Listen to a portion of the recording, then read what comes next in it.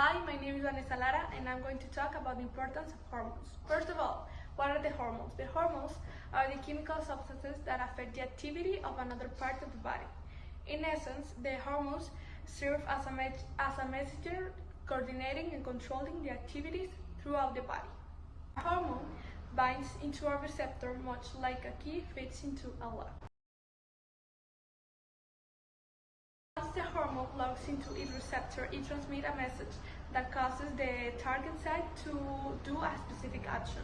Hormone receptors may be within the nucleus or on the surface of the cell. Hormones control the functions of entire organs, affecting such processes as growth and development, reproduction, and sexual characteristics. Also influence the way the body uses and stores energy, and control the volume of fluids and salts, and also glucose, that is the sugar that is in the blood.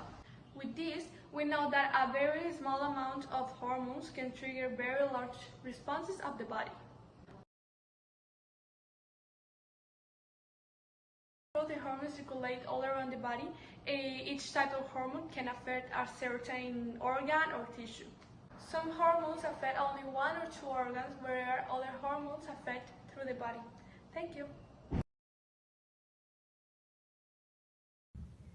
Each part of your body, from your brain to your skin, your heart, your kidneys, and your muscles, has a specific job. They take direction from your endocrine system to get the work done. The glands of the endocrine system send out hormones that tell each part of your body what work to do, when they do it, and for how long. Hormones are vital to your health and well-being.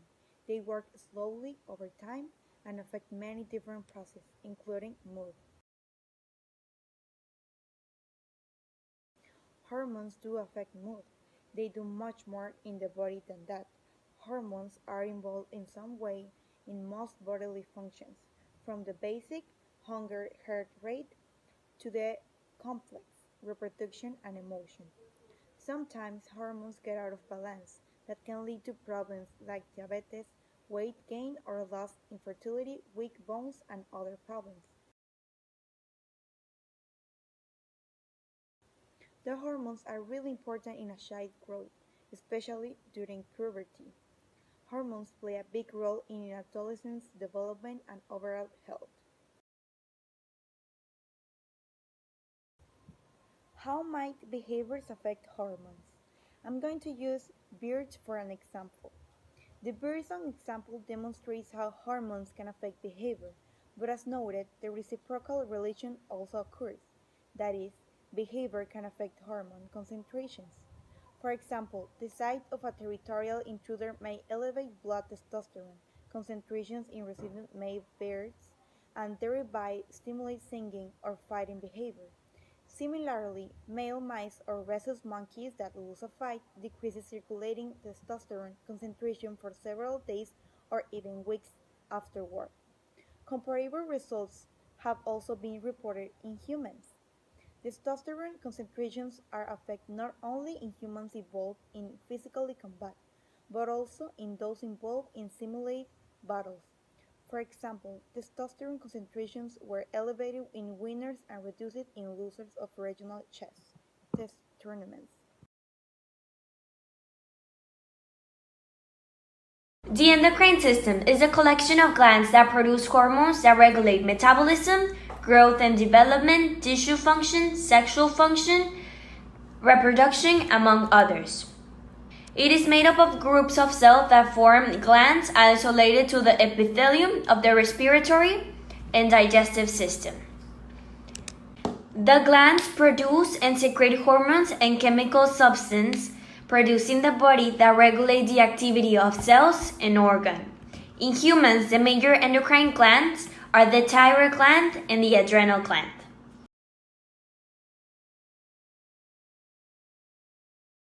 Hi, I'm going to talk to you about the hormones and the glands in which they're produced. The first gland is the adenohypophysis, which produces 6 different types of hormones. The first is the somatotropin, which is a bone growth hormone. Then the prolactin, which is a hormone that stimulates the growth of the mammary glands and the secretion of milk. Then the ACTH, which is a hormone that stimulates the secretion of the hormones from the cortex of the adrenal gland. The TSH stimulates the secretion of thyroxine, and the FSH in women, it stimulates the growth of the ovarian follicles, and in men, it stimulates the secretion of the androgen binding protein. Lastly, the luteinizing, or LH, in women, it stimulates the ovulation and secretion of estrogen and progesterone, and in men, it stimulates the secretion of testosterone. The last gland we're going to talk about is the neurohypophysis, which produces oxytocin, which stimulates the contraction of muscle cells in the uterus and childbirth, in myoepithelial cells of the mammary gland on ejection of milk, and the vasopressin, or ADH, which increases the reabsorption of water in the kidney, so it decreases the volume of the urine and its concentration. I'm going to talk about the glands. The first one is pineal. Its hormone is the melatonin, and its function is to synchronize circadian rhythms as form sleep-wake. It is an antioxidant, regulates the mood, and contributes to the sexual maturation. The second one is the thyroxine. It divides into thyroxine and calcitonin. Thyroxine increases metabolism. They regulate the production of heat and stimulates the growth of the tissues and the function of other glands. And the calcitonin stimulates the deposit of calcium in the bones, diminishing the levels of calcium in the blood. The third one is the parathyroid. Its hormone remains the same name, and its function is to stimulate the bone resorption and the absorption of calcium in the intestine, and inhibits the secretion of calcium in the kidney, increasing the levels of calcium in the blood. The fourth one is adrenal. It divides in cortex that include the hormones mineral corticoids, glucocorticoids, and weak androgens. The first one increases sodium reabsorption and potassium excretion in the kidney, so it increases the blood pressure.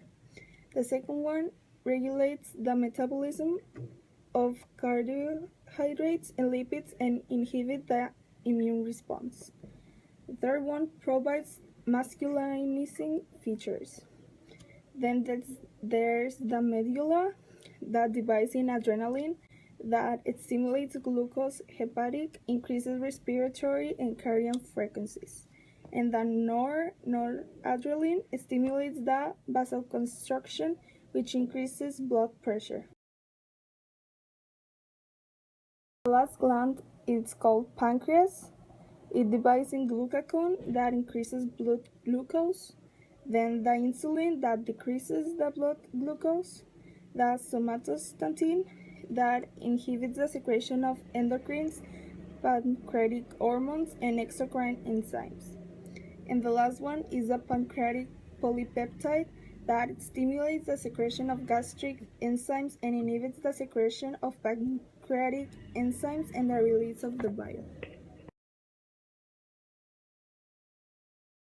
Hi, my name is Isabella Garcia and I'm going to talk about the conclusion. As the conclusion, we can say the hormones have an important role in the body because it's a messenger controlling the activities through all the body. Also, that the endocrine system is made of groups of cells that forms glands isolated. Also, we can know how important are the hormones in a daily life, and that the hormones are produced in different glands as the adenohypophysis and the neurohypophysis, in which the hormones have a special function in the organism.